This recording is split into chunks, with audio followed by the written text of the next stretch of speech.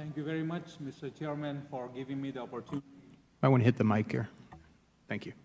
Thank you very much, Mr. Chairman, for giving me the opportunity to testify before the Foreign Affairs Asia Subcommittee. I would like to start with the post-election situation in Burma past 2 years. The political climate in Burma has not fundamentally improved for over the past 2 years, despite great expectations by the people of Burma and the international community for a genuine change. The junta's strategy of maintaining the status quo was effectively implemented through the national election in 2010. The impact of this false democratic process has disproportionately impacted the ethnic minorities, including Rohingya, Kachin, and Myanmar Muslims over the Burmans and Burma. The military junta's imposition of its apartheid policies for Rohingya, such as travel restrictions, marriage restrictions, land confiscation, deprivation of education, deprivation of freedom to worship, closure of places of worship is still continuing. In fact, there has been further tightening of this recently in Rakhine State. Currently, there are some elements within the Burmese government colluding with Rakhine and Arakan state officials to make IDP, the internally displaced people, camps permanent or semi-permanent. The media is still not free for all people. Certain groups of people enjoy these rights more than others who has connection to the Burmese government. Rakhine National Democratic Party, RNDP, in collusion with some segment of Burmese government as well as the Ministry of Immigration, has recently introduced legislation in the parliament to launch a reinvestigation into Rohingya MPs in their ancestral backgrounds. These Rohingya MPs has been elected legally in the election in 2010. About U.S. administration's easing sanctions, I think the administration has moved very quickly to ease the sanction and relax the sanction. We believe that this is very short-sighted. This relaxation of sanction should have been more gradual, firmly incremental, with benchmarks. The Burmese government should meet each expectation by the international community before the second bar may be lifted. About military relationship with Burma, I am not a military strategist who can provide a detailed analysis of proposed military-to-military relations between Burma and the United States. However, as a concerned citizen, knowledgeable enough about Burmese military establishment, I strongly urge our government to avoid military relations with the government that is guilty of the worst crimes of our time. Establishing this relationship is way far too premature, we believe. About the growing conflict between the majority Buddhist and the minorities, the conflict between Buddhist and Muslim populations are overwhelmingly one-sided. Although it is termed as conflict, it is truly not a conflict. It is an attack on the minority by the majority. It's one-sided. It's backed by the Burmese forces, as we have seen that on videos and on the internet, on other news media coverage. Denial of basic rights, of systematic discrimination against Rohingya by the Burmese government created the fertile ground for nationalist Rakhine leadership and radical Buddhist monks to instigate fresh violence against Rohingya that has now spilled over to mainland Burma.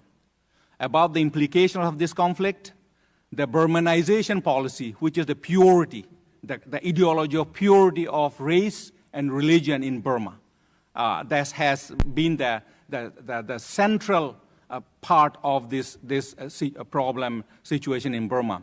The violence against Rohingya and Burmese Muslims is part of a pattern of ultra-nationalism led by 969 movement, spearheaded by this monk Virathu, is spearheading that, and Time magazine has extensive coverage, so as other major newspapers of the world. This cannot be allowed. Myanmar government cannot remain silent on this. Myanmar government must investigate this and stop this, the terror network, 969 terror network, which is clearly committing all this violence and instigating violence through hate speech. Recently, the Burmese government, in coordination with Rakhine state officials, reportedly designated Rohingya prisoners as non-political prisoners. In recent days, hundreds of Rohingya prisoners from age 11, 12 to 60, 65, quickly sentencing them to life imprisonment or long terms, 20, 30 years jail for committing violence or instigating violence. In fact, these people are the victims of violence who has lost their homes, their business, some losing family members. Achieving national reconciliation with the ethnic group is not as complex as Myanmar government is portraying. It is simpler, it is achievable. It is within the reach.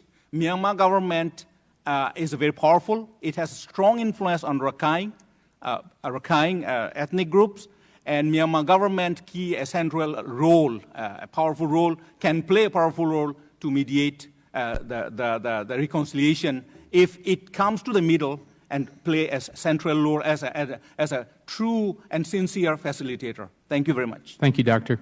Mr. Corman, you're recognized. Before you start, could I ask Dr. Uddin, what's the edition or what is the date on the Time magazine that you refer to in case other people might like to? This is July 1st, 2013. It is a non-U.S. edition. It's edition for Europe, Middle East, Asia, and Africa.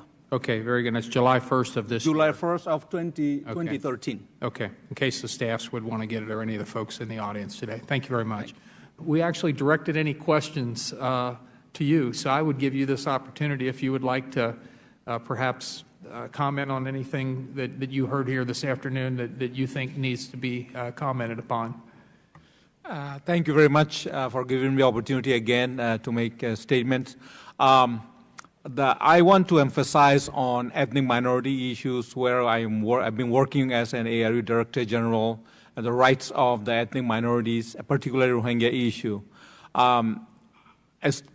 Currently, Ambassador Derek Mitchell has been working very diligently on this Rohingya issue, trying to find out a solution for this Rohingya people. So I think we should continue that path through State Department's effort working on this.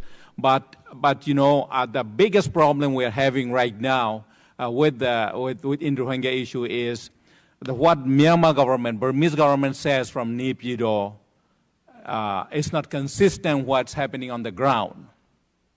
The more conciliatory talk, sometimes very negotiable talks coming out of Naypyidaw, each time that happens, you see more violence on the ground in our state. There seems to be a disconnect between what's happening on the ground and what's come out of Naypyidaw. So international community, led by United States, the most powerful country in the world, need to take a look at that. Where is the missing gap?